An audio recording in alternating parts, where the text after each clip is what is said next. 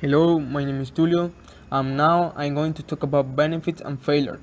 We live in a competitive society that has big winners and big losers. Educators, motivation experts, life coach, sports psychologists, and other mentors mainly teach us how to approach success, how to be winners. Few teach us a much more valuable lesson: how to cope with failure. A society that worships winners tends to make horrible choices, whether considered from a moral or a practical perspective. Consider the widespread practice of preferring job applicants with a near perfect grade point average over those with more bare scores. The conventional view is that someone with a near perfect GPA will become a near perfect employee. Yet, there is a grading flaw in these reasons. A stretch as a student is not a perfect person but someone who has never done badly in course. This means that they have never really been tested. If they have not been tested to the extent of receiving hard lessons some weak grades, then they miss it out on learning to cope with failure. An unsteady employee is like an untrained soldier, liable to break down under fire from really work difficulties and changes.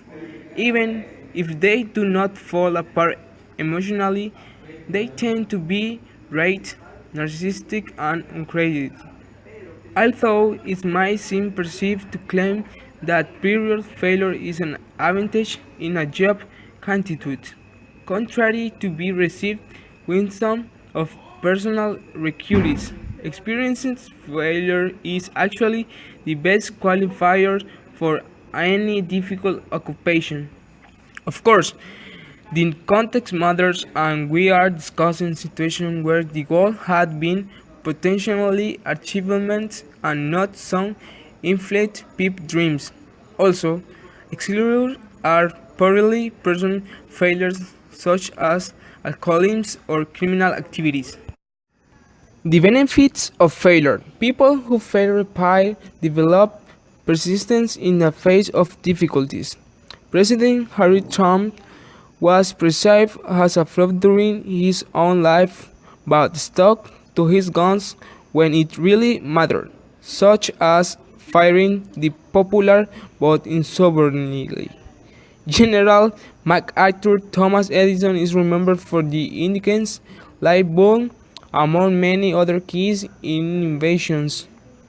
In the age of electricity, he is said to have failed with 1,000 different filaments before hitting on a material that worked. With success, people keep on doing the same thing. When they fail, they are forced to adapt and change. That is not just a human characteristic but consisted a basic failure of how the mammalian brain works. When one combines emotional with originality, that is fairly close to what most people think of as artistic creativity.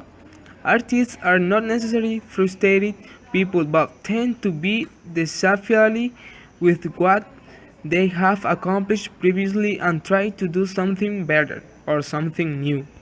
The magical power of failure is not restricted to the arts or the political leadership. It applies to all fields of human endeavor, including the cross activity of financial money grabbing, annoying who brought Apple stock over most of the past decade, made lots of money but learning nothing. Those who bought at peg and lost 40% of their stake are still scratching their heads.